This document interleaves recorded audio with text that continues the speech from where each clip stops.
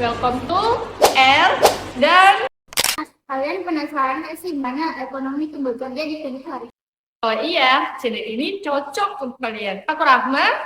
Ini kita akan bahas soal ekonomi yang sederhana dan mudah dipahami, tentunya pasti tetap update. Dari teori, konsep, dan bagaimana penerapannya di kehidupan. Dasar dari masalah ekonomi itu adalah kelangkaan.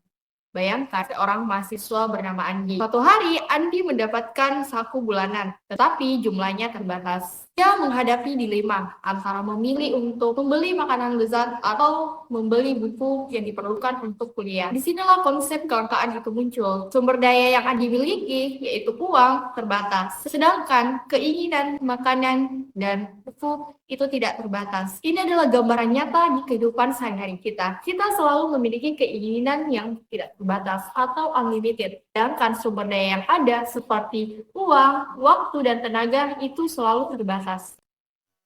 Dikatakan tadi, jika Andi memilih salah satu dari pilihan tersebut, tentunya dia akan mengorbankan pilihan yang dia tidak pilih. Nah, dalam ekonomi disebut opportunity cost atau biaya peluang, di mana misalnya ketika Andi memilih membeli makanan dibandingkan buku, maka ia mengorbankan ilmu yang ada dalam buku tersebut. Itu pun sebaliknya, jika Andi memilih buku, ia mengorbankan kelezatan yang dapat ia konsumsi dari makanan tersebut. Jadi di ekonomi bukan hanya membahas soal uang ya, tapi juga membahas bagaimana kita memilih dengan tepat. Mempelajari atau mendalami ekonomi, kita akan lebih baik dalam menentukan pilihan.